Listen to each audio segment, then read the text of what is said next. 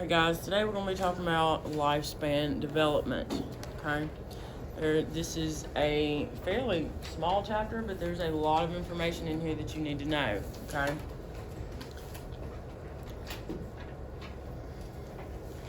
Alright, we're going to talk about neonates and infants, toddlers, preschool age kids, school age kids, adolescent, early adult, middle adult, and late adult, alright? We're going to know the difference between all of these. Alright, EMTs Michael and Joe are finishing their daily vehicle checklist when their dispatch tone sounds. Ambulance 10, Engine 10, Ambulance 14, and Rescue 14 respond for a vehicle crash with entrapment on Highway 15 at the 132 mile marker. Alright, the EMTs arrive and size up the scene. Michael and Joe have two patients, a 32-year-old female and a 2-year-old male. Both require extrication. Alright, what differences are there in the way an adult and a 2-year-old are approached? 9. What did you say, Destiny? No, what's gonna be your approach? Are you gonna go up to the 32-year-old and be like, "You're so cute, you cute"? Probably have to be a lot more careful with the 2-year-old. Okay, that 2-year-old is gonna be terrified. All right. All right. What difference should be expected in the vital signs? Now you can answer, Destiny. 2-year-old's heart rate probably gonna be Okay. What about the respiratory rate? Is it gonna be higher? Okay. These are all things that we need to think about. Okay. Throughout life, people experience physical and psychological changes and mature at different rates. However, most changes normally occur within a specific period of life. Lifespan development begins at conception. The EMT will assess and treat patients who are in various life stages. All right, you're going to treat people that are like newly born, and you're going to treat people that are 100 years old and dead. Okay. So you'll need to know how to incorporate your knowledge of what is expected for each stage into your assessment and management of these patients, okay? All right, this you need to know. These are your normal vital signs throughout the lifespan. You have adult, adolescent, school age, preschooler, toddler, infant, and neonate, okay? You have an awake heart rate. You have a resting heart rate or a sleeping heart rate, all right? Really just want you to know the normal, all right? A normal adult breathes 12 to 20 times a minute, but what is the respiratory rate for a neonate? 40 to 60. That's a big jump, isn't it? Okay. All right. Infant, 1 month to 12 months, their heart rate is anywhere from 100 to 180. All right, an adolescent is the same as an adult. It's 60 to 100, okay? So there are a wide range of vital signs that we need to be familiar with, okay? Here's your blood pressures, all right? You need to know these as well. Most of the time, we do not generally get blood pressures on children less than 3, okay? But however, you may be in a situation where you need to, so you need to know these. Also, if you don't have one of those BLS pocket guides, please get them, okay? Do not write anything in them. They're like $20 on Amazon. You can 2-day prime it, and it is well worth the money, okay? I have one that I carry. I have a BLS that I carry. I have an ALS that I carry, all right? Probably need to buy updated versions because mine are about 20 years old. So, do not write anything in it because you will be able to take these into National Registry when you do your practical exam, okay? All right, what is a neonate and an infant? Every child develops at their own pace. However, if an infant isn't able to perform expected tasks within the normal time frame, the infant should be evaluated by a physician. You, as an EMT, should know which types of movement and activities are expected during each of these periods so you can better assess the pediatric patient and understand their responses. Okay? Alright, this is what a newborn looks like. Freshly born.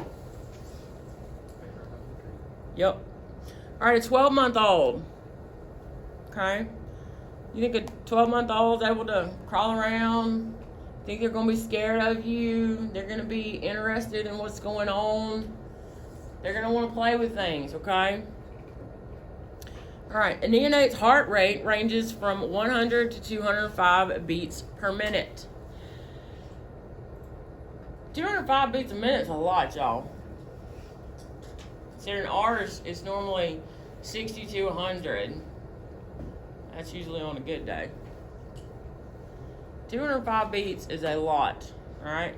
At birth, the heart rate is normally 140 to 160. Within the first 30 minutes, the rate decreases to 100 to 160, and then usually settles around 120 and remains that way or slightly decreased throughout infancy. However, the infant's heart rate can range. What is going on here?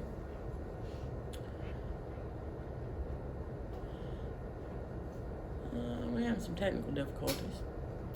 Alright, the infant's heart rate can range from 100 to 180. Alright, in general, as an infant ages, your heart rate decreases, your respiratory decreases, and your systolic blood pressure increases.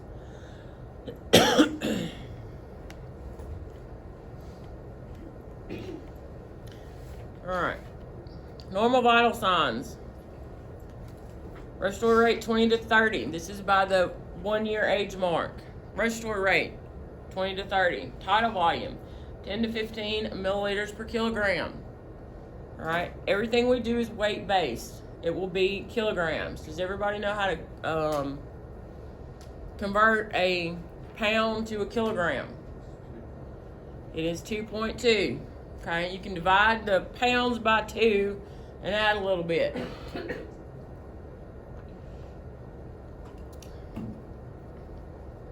Typical heart rate is 120 beats per minute. Systolic blood pressure is around 90, and that mmHg is millimeters of mercury. Their temperature ranges anywhere from 98 to 100 degrees Fahrenheit.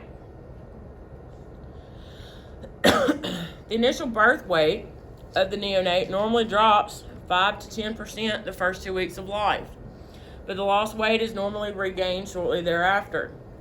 The baby's weight will continue to increase throughout infancy with proper nutrition. Infants require breast milk or formula to meet their nutritional needs. As an infant's first year progresses, they will consume soft foods without having teeth yet. Okay?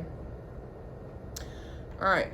Infants and small children are more susceptible to airway obstructions and fatigue from labored breathing. Alright? Kids scare me. They scare me a lot. Alright?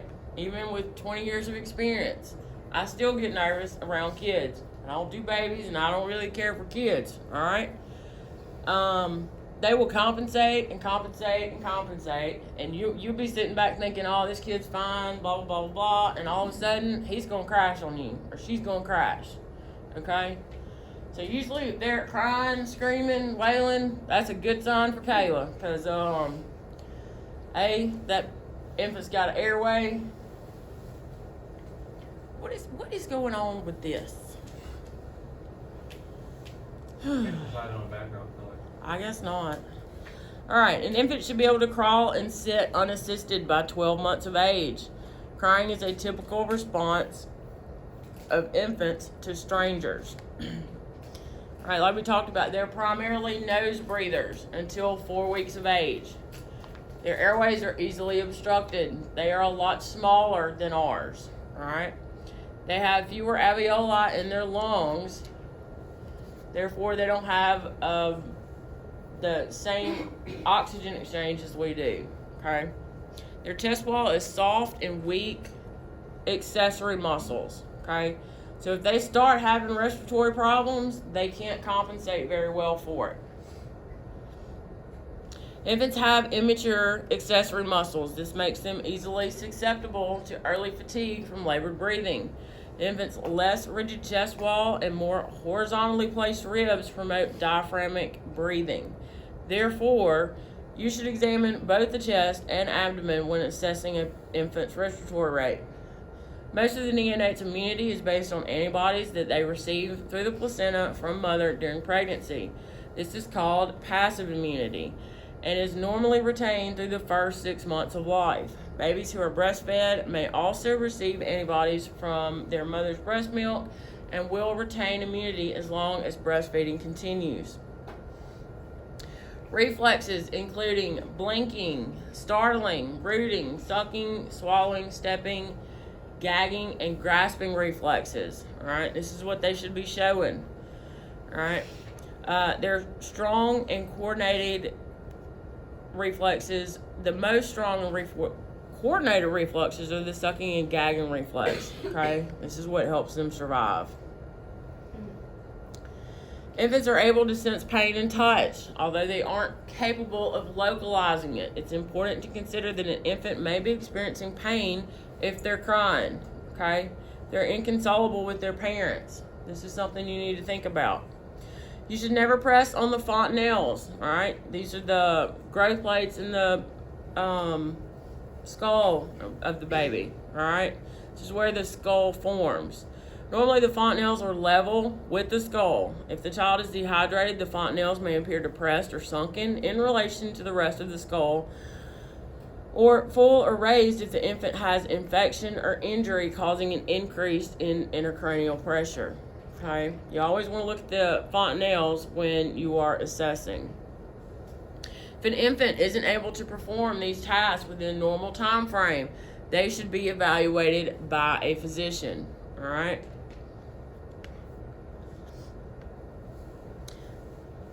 An infant should also be able to push down on their legs and feet when held over a firm surface, begin to babble, and try to imitate familiar sounds.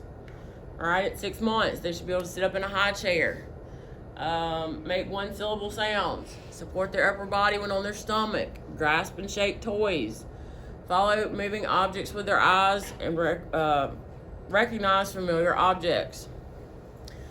12 months, they should be able to sit without assistance and walk with help, know their name, crawl and creep on their hands and knees, put objects into containers, poke objects with their fingers, all right, respond to simple requests, and that famous word, no, and they should be able to recognize and say mama and daddy. All right, you may encounter different responses when you attempt to take an infant away from their parents. In most cases, the infant will protest and act as if in despair and withdraw when separated from the caregiver. To them, you are not their caregiver, and they will tend to be afraid of you. Try to keep the parents calm. If you can keep the parents calm, the calmer that kid's going to be, okay? Although the infant may not be able to understand what's occurring, they can identify changes in emotion and gestures, especially from their parents, those they are familiar with. If the parent's upset and scared, the infant will usually respond the same way. All right? So, a toddler is from 1 to 3 years of age. A preschooler is from 3 to 6 years of age. I thought you went to kindergarten at 5. It's 4 now. Yeah, pretty good. Alright. Just goes to show I don't have kids. Alright, toddler and preschool age. Their heart rate is anywhere from 98 to 140 beats per minute. Respiratory rates 22 to 37. Y'all see this trend? Heart rate's going down, respiratory rate's going down, systolic blood pressure is going where? It's going up. Alright, the systolic blood pressure, 86 to 100 milliliters of mercury. Their temperature is 98.6 to 99.6. Okay? When we're talking about blood pressure, which one is the systolic blood pressure? Is that the top number or the bottom number? Okay. All right, preschoolers, heart rate 80 to 120, respiratory rate 20 to 28, systolic blood pressure 89 to 112 milligrams of mercury. Temps 98.6 to 99.6. Toilet training should be completed around 28 months, but most children will continue to experience bedwetting at night until they're 6 or 7 years of age. Okay, this just kind of happens. They have increased body mass with decreased body fat. Their primary teeth have emerged, or their baby teeth. Increased number of alveoli in the lungs. They lose their passive immunity, okay, but more active immunity develops through exposure to pathogens. Brain and motor skills develop very quickly. A 3-year-old should be able to recognize the name, faces, voice, objects, and body parts. They should be able to scribble and play with toys. Sort objects by shape and color. 5-year-olds should be able to use forks, spoons, and sometimes knives appropriately. Count to 10. Hop, jump, swing, climb, do somersaults. Alright, by 18 to 24 months, a child can understand cause and effect. Most children develop separation anxiety at approximately 18 months of age. This reaction normally includes the child clinging to the parent or caregiver and crying when that person leaves. By age 5, a preschooler can say their name and address, and they can also recall and tell stories using sentences. Alright, we want to remember to speak at their level. Okay, don't ever lie to a kid. If something's gonna hurt them, if you're gonna poke them, jab them with a knife, A needle? yeah, that's what I was getting at, a needle. Be upfront and be honest with them. Okay. Whoo! Just when you see where my brain is today. Both parents are patients are conscious. The woman is very anxious and is concerned with the condition of her 2-year-old son. The 2-year-old's crying and screams when Michael gets close to him. Michael sees a toy on the floor of the car and hands it to the boy, whose name is Blake. Alright, the toy, along with some reassuring words from the mother, calm Blake, although he is still scared and reluctant to cooperate with Michael. What other actions could Michael take to gain Blake's cooperation? What do you say? Tell him like the stuff he's gonna do. Tell him what he's gonna do. Or walk him through. Right. Alright, school age. This is a kid between 6 and 12. Alright, friendships are very important to school age kids. You want to keep that in mind, okay? Their vital signs. Heart rate 75 to 118. That's still coming down. Respiratory rate 18 to 25. That's still coming down. Systolic blood pressure still going up. 97 to 115 milligrams of mercury. And their temperature finally kind of normalizes at 98.6. Alright, the bones in the musculoskeletal system continue to increase in density and grow larger. Most children experience some discomfort when this occurs. School-age children lose their primary teeth and replace them with permanent teeth. Their brain function increases in both hemispheres. Children in this age group are normally able to read and write. School-age children develop their own self-concept, that is, a personal concept of who they are. These children compare themselves with others to help determine their own values and to seek approval of others. They also understand how to obey rules and avoid punishment. They understand concepts associated with pain, illness, death, and loss, but are still uneasy or scared when those situations occur. Most middle-aged children identify EMTs, firefighters, and law enforcement officers as people who can help them in a crisis. They may have unrealistic expectations about what you're able to do, though. An adolescent is 12 to 15 years of age. Some sources say 12 to 18. Right? Most adolescents want to be treated as adults, but they are not adults. They continue to experience psychological and sociological changes throughout this time period. For those over 16, vital sign ranges are typically the same as an adult. Heart rate still coming down. It's within our normal limits for what we use. Heart rate is 60 to 100. Respiratory rate 12 to 20 breaths per minute. Systolic blood pressure is 110 to 131. Temperature is 98.6 degrees Fahrenheit.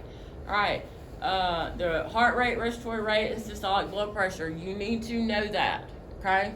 When I ask you what is the normal respiratory rate, you should be able to spout out 12 to 20 breaths per minute.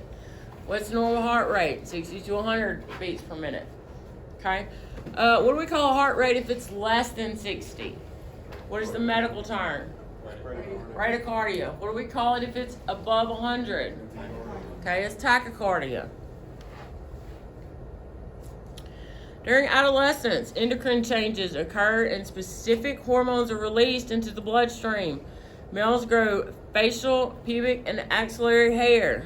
They also develop a deeper voice. Their shoulders broaden and their muscles become larger. The adolescent male's penis and testes also increase in size, and the adolescent has erections that result in the ejaculation of semen. Females begin menstruation and their breasts enlarge. They also grow pubic and axillary hair. Their hips normally widen and the waist gets smaller. Where's my mouse? All right. The many biological, social, and emotional changes occur during adolescence can cause family conflicts. Most of these conflicts revolve around the adolescent and their parents.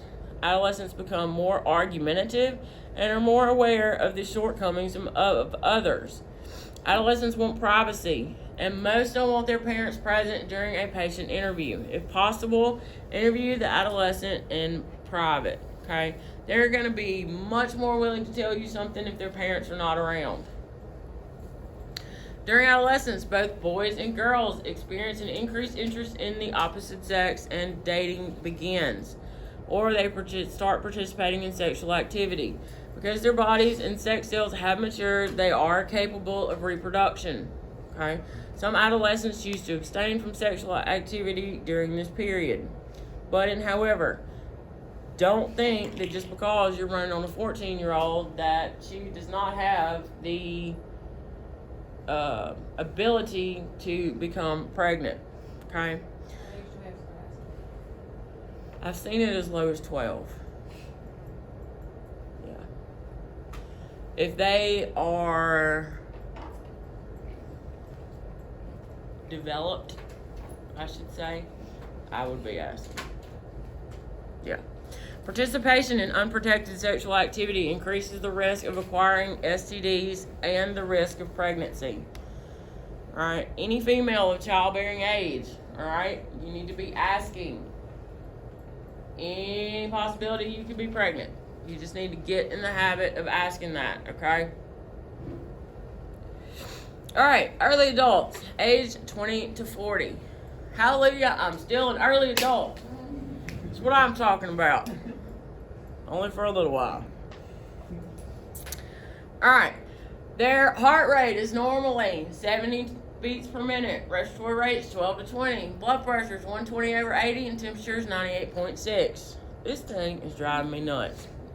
Because of young adults' excellent physical condition, they're capable of risky activity, and hence accidents are the leading cause of death in this age group. Once young adults reach their peak, however, their physical condition begins to slow down. Apparently, I have peaks, y'all. After 26, it slows down? No, it peaks.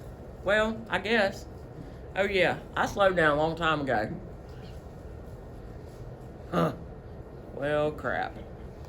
They gain weight, store fat, and experience decreased muscle tone. Well, there it is. Their spinal discs settle.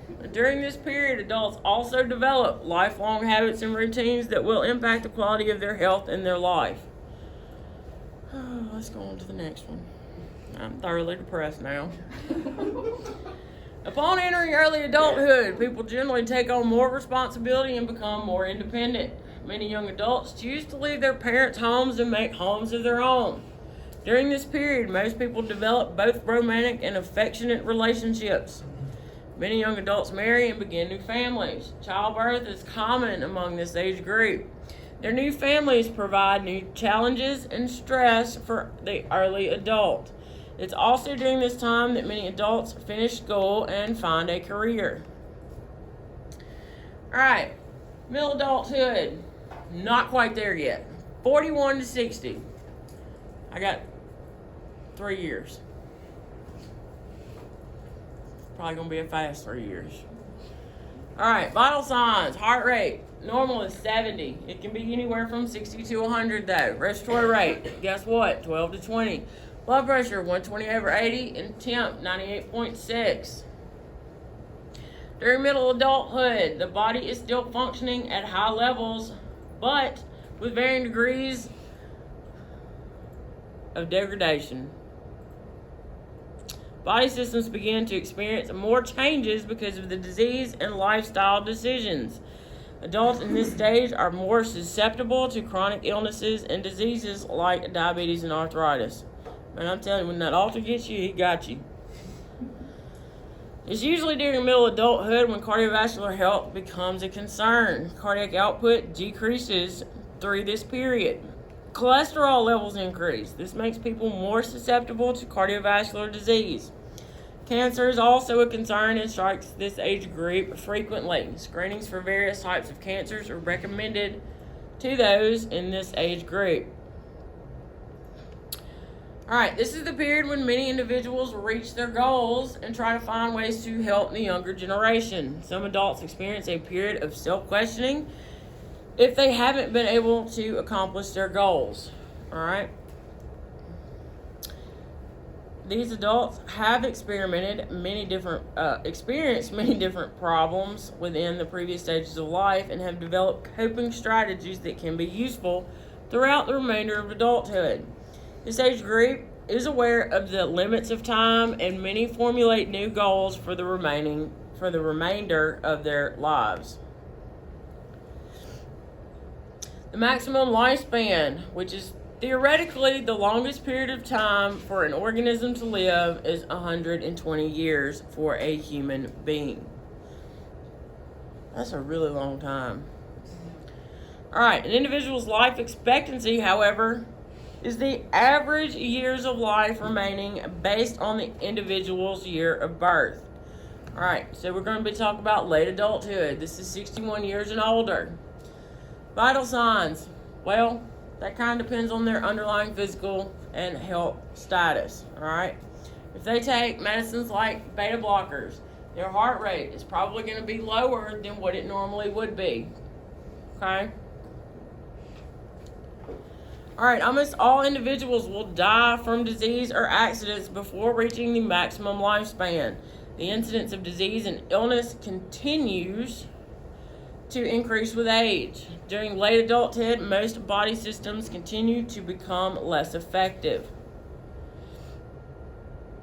All right, some physiological changes. The brain becomes smaller with some neuron loss. There may be memory problems and disruption of the sleep cycle. Lord, I already got that. Reaction time slows. Respiratory system changes, diminishes the ability to cough, lung capacity, and gas exchange. That's why you see these older people in the hospital for pneumonia, bronchitis, stuff like that, okay?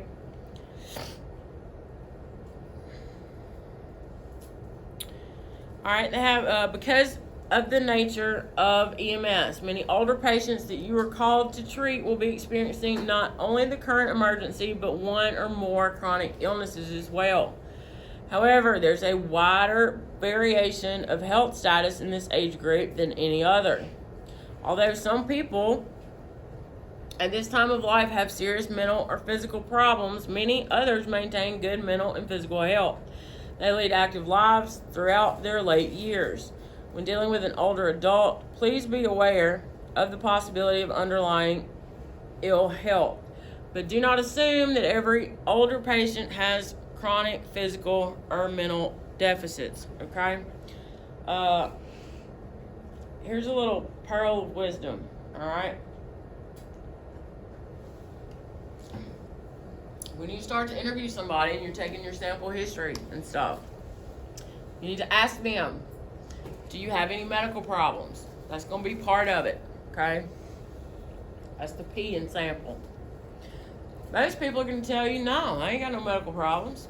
So then you're going to turn around and ask, do you take medication every day? Are you supposed to take medication every day? Well, yeah, I'm supposed to take lisinopril and Coreg and hydrochlorothiazide and Lasix. All right, a lot of people think because they take medicine, they don't have that medical problem anymore. All right, so keep that in mind when you're doing your interviewing and assessment. Because older adults have been independent and self-reliant for most of their lives. Some may feel ashamed or otherwise reluctant to give up their independence and ask for assistance. Combined with many of the physical changes and illnesses they may have, this can lead to a decline in older adults' well-being and sense of self-worth. Many find themselves incapable of performing activities that they once performed easily. Many of these adults experience the death or dying of their spouses or companions. This may leave them feeling more alone and isolated than before. It may cause them to think more about their own death. While there are many psychological challenges associated with aging, most older adults are able to remain in their own homes and lead rewarding lives. Most don't need to go to nursing homes, to an assisted living facility, or to live with relatives until an advanced age, if at all. All right, Michael allows Blake to hold his pen light and shows him how to turn it on. Within a few moments, he has gained enough cooperation to complete an assessment. With the assessment done, Michael prepares the patients for the extrication process, anticipating that both will be frightened. The patients are freed and, fortunately, do not have life-threatening injuries. Michael and Joe keep the mother and child together for transport. All right, here's your summary. People develop and change throughout their lives. Changes are both physical and psychological, and it is very important for you to understand assessment and management modifications needed for each stage of life. Okay? Anybody have any questions? That is chapter 9.